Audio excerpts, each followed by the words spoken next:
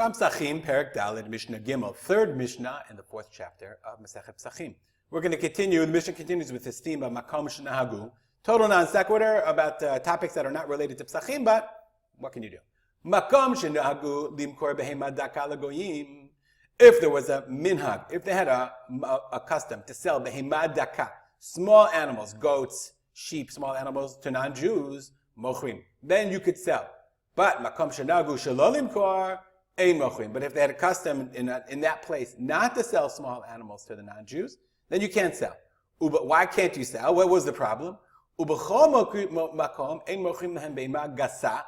Every place in Israel, you're not allowed to sell behema gasa, large animals, oxen, big cows, I guess, agalim, calves, usiyachim, siyachim are small donkeys, shleimim, whether they're whole, ushvurin, or shvurin are broken, they're injured. What's the problem with behema gasa? Let's look back to behema gasa. Ein mochrim behema gasa. Why? The gazura banan. The rabbis made a gzeira. Shema yashilu yaskir behemto lo'oved kochavim. Maybe you'll lend or you'll rent out your animal. Va'adam mitzuvah shvitat behemto. And on Shabbat, your animal's not allowed to work. There's something called shvitat behema. We don't have animals nowadays, so therefore we're not used to this. But ata vitcha behemtecha. It says, we say in Kiddush, you have to have Shabbat for shvitat behemto. Your animal can't work. So if you sell to the non-Jew, you're going to rent. Inami or sometimes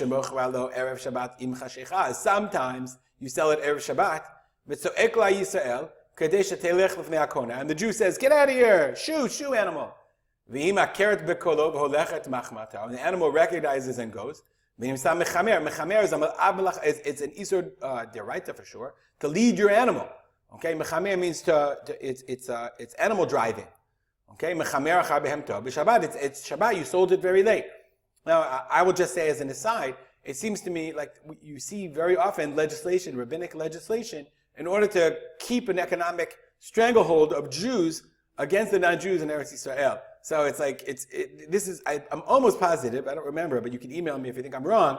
I'm almost positive this halacha was in Eretz Yisrael specifically, and so these reasons, I don't know, they seem pretty weak, because maybe you'll lend your animal, maybe you'll, but they made it a blanket gzeira. You cannot sell large animals to non-Jews. And large animals, like, you can't sell tractors to non-Jews.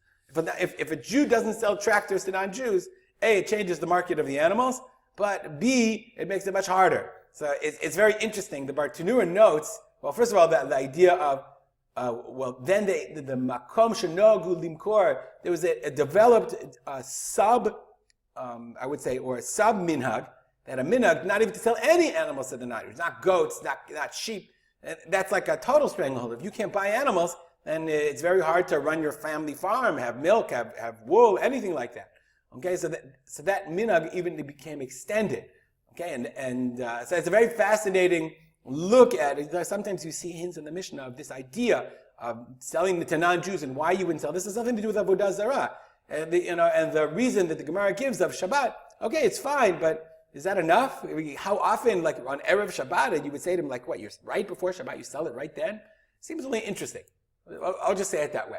Rabbi Yehuda matir, not even agalim, siachim, small calves, shleimim ushvurim, whether they're whole or not whole.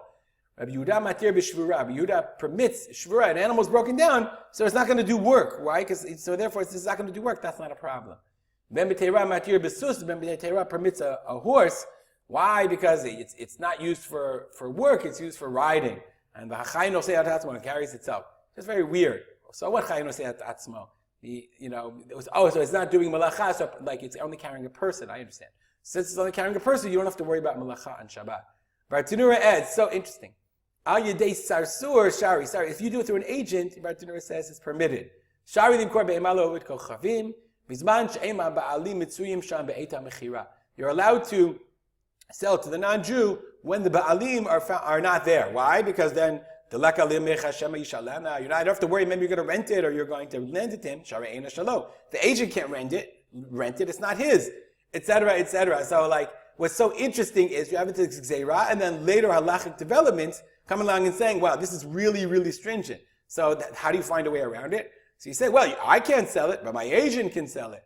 So you see here very interesting, fascinating halachic developments vis-a-vis the selling of animals to non-Jews, and the halachic perspective that emerges from it vis-a-vis the relationship with non-Jews in Eretz Yisrael. We'll stop here. I would love your comments if you have any, rspalter@gmail.com. We'll dedicate our learning to the memory of my father, Rav Simcha ben Yitzchak Kalman. Have a great day.